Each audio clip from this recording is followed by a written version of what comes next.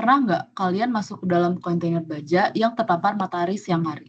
Temperatur di dalamnya dapat meningkat secara signifikan dan menyebabkan ketidaknyamanan bagi orang-orang yang masukinya. Maka dari itu, pada proyek desain dan rekayasa sistem termofluida, kelompok kami merancang sebuah sistem AC portable untuk menjaga kenyamanan sebuah kontainer baja yang digunakan sebagai ruang istirahat mahasiswa Teknik Mesin ITB. Perkenalkan, saya Adria Luna, NIM 13123.023. Halo, saya Dave Gottlieb Sungkono 131233038. Saya Yosua Warus Torus 1312332. Dan saya Kayla Tanaya, NIM 1312338. Oke, dalam merancang desain atau proyek kami mengikuti timeline berikut. Oke, untuk... Aduh, kok jadi gua sih? Sorry. Aduh.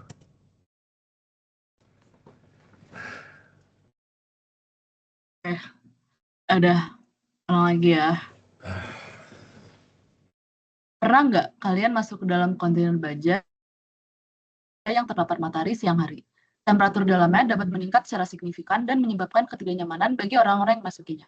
Maka dari itu, pada proyek desain dan rekayasa sistem termofluida, kami merancang sebuah sistem AC portable untuk menjaga kenyamanan sebuah kontainer baja yang digunakan sebagai ruang istirahat mahasiswa Teknik Mesin ITB. Perkenalkan, kelompok kami yaitu saya, Adria Luna, dengan NIM 13123.023. Saya Dave Gottlieb Sungkono dengan NIM 131233038. Saya Yosua Warus Torus dengan NIM 1312332. Dan saya Kayla Tanaya Krisma dengan NIM 1312338. Dalam proses perancangan proyek kami, membutuhkan waktu kurang lebih 3 minggu. Kami mulai dengan menentukan design requirements dan given quantities, dilanjutkan dengan engineering model dan perhitungan cooling load. Setelah itu, kami melakukan simulasi siklus refrigerasi menggunakan Aspen, sizing komponen utama, dan komponen selection, lalu diakhiri dengan validasi thermal menggunakan ANSYS.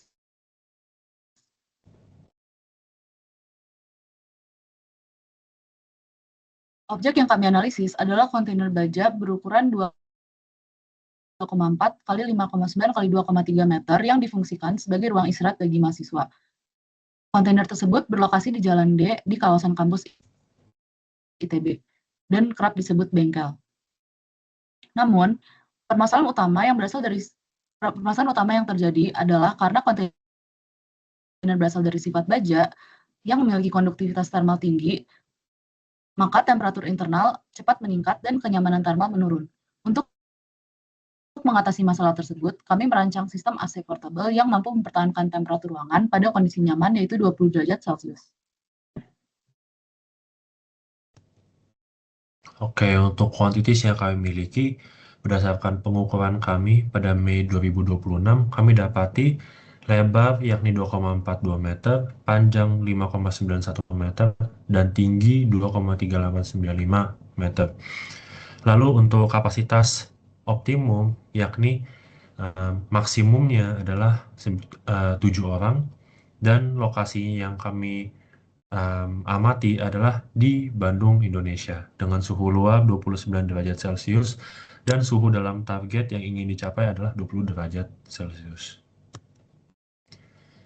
Lalu untuk Design Requirement Objective Constraint and Limitations, kami memiliki di RNO yakni target temperatur dalam kontainer yakni 20 derajat Celcius dengan COP lebih besar daripada 2,2 dan juga safety factor sebesar 10%.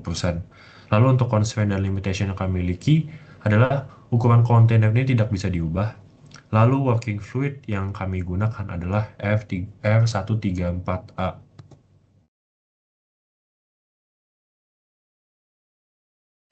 Sebelum melakukan analisis, kami membangun terlebih dahulu engineering model yang merepresentasikan kondisi fisik sistem, di mana kami menganggap kontainer diasumsikan berbentuk balok, lalu distribusi temperaturnya juga seragam dengan kondisi operasinya juga steady state.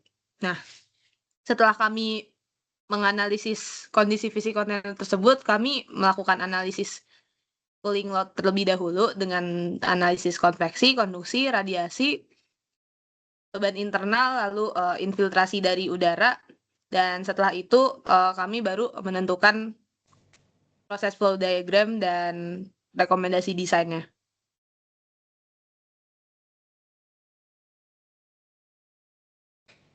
Selanjutnya, kami melakukan perhitungan cooling load sesuai dengan engineering model yang kami rancang dari assumptions yang sebelumnya. Berdasarkan perhitungan kami, cooling load yang paling besar adalah dari konduksi, yaitu berjumlah 2,069 watt. Lalu beban transmisi menghasilkan sekitar 2,1 kilowatt, sedangkan radiasi surya memberikan tambahan sekitar 1,3 kilowatt. Selain itu, terdapat beban dari penghuni sebesar 805 watt, beban pencahayaan sebesar 143 watt, dan infiltrasi udara sebesar 51 watt. Setelah seluruh komponen dijumlahkan dan diberikan safety factor, diperoleh kebutuhan kapasitas pendinginan sebesar 4.829 watt.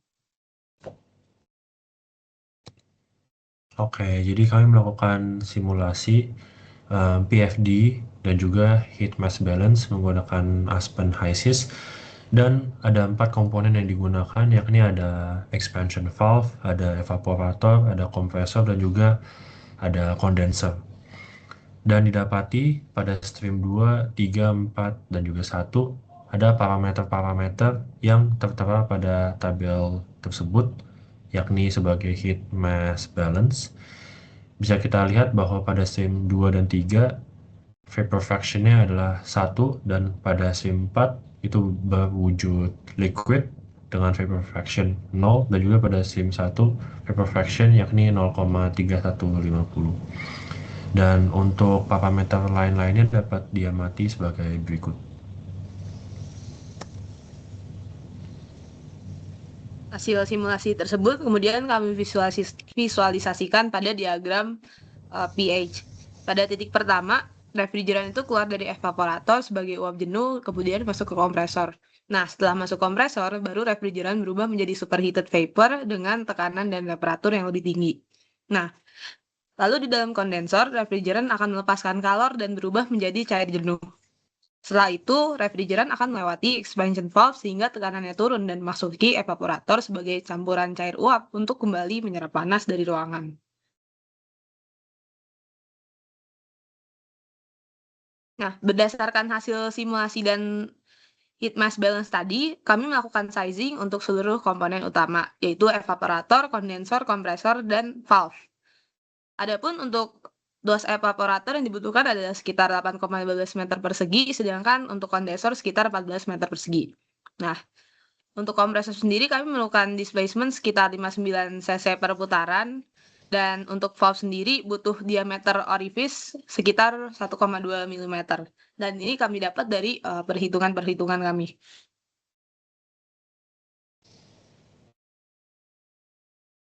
Setelah requirement-nya udah dapet dan juga sizing-nya udah kami hitung, maka lanjut ke komponen selection. Yang pertama ada komponen selection evaporator. Di komponen selection evaporator kami sendiri membagi dua, yaitu evaporator fan dan dua evaporator coil.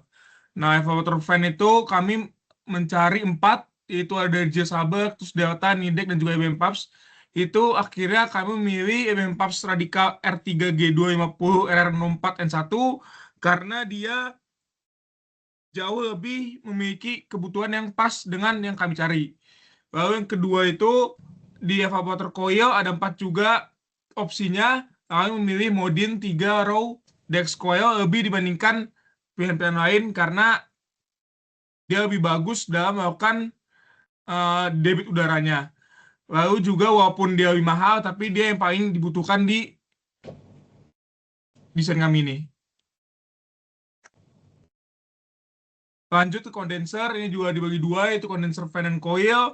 Yang pertama yang fan akhirnya kami menemukannya itu memakai J-Saber FE040 4EK4FV7.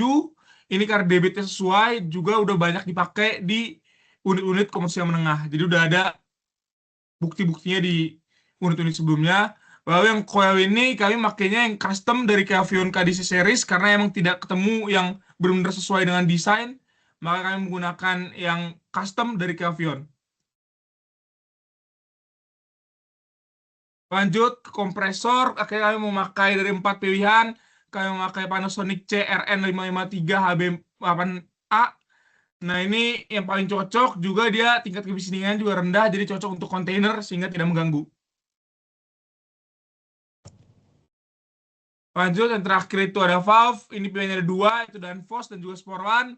Akhirnya yang memilih Danfoss karena memang kontrol superheatnya yang lebih adaptif terhadap perubahan derajat. Jadi lebih cocok untuk dipakai di sistem portable seperti AC yang kami desain. Berikut gambar-gambar dari tiap komponen yang sudah kami pilih di evaporator fan seperti ini, evaporator coil, expansion valve, condenser, dan juga kompresor.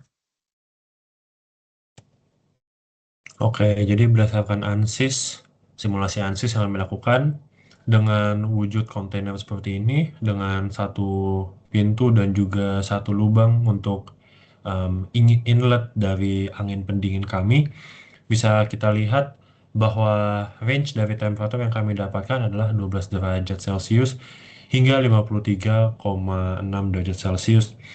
Dan data yang kami dapatkan itu bisa dibilang cukup valid karena bisa dilihat distribusi temperatur dari inlet dari angin pendingin itu menunjukkan kontur temperatur yang berwarna cukup biru ya, dan biru ini menandakan temperatur yang rendah sehingga cocok dengan apa yang ingin didesain dari simulasi yang kami lakukan.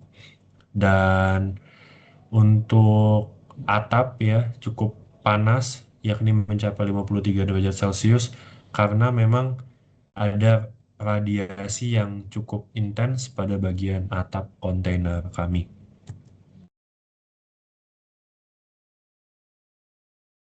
Terakhir, akhirnya desain kami terpenuhi, COP-nya lebih dari 2,2, berarti targetnya terpenuhi. Lalu karena dapatnya final COP-nya 3,52, juga cooling capacity-nya mendapat 4,83 kW, yang berarti desain kami ini sudah memenuhi target yang diinginkan. Nah, demikian solusi yang kami tawarkan untuk kontainer baja yang ada sehingga bisa meningkatkan kenyamanan termal dari orang yang dalamnya. Sekian dari kami, dan sekian dari kelompok kami. Terima kasih. Terima kasih.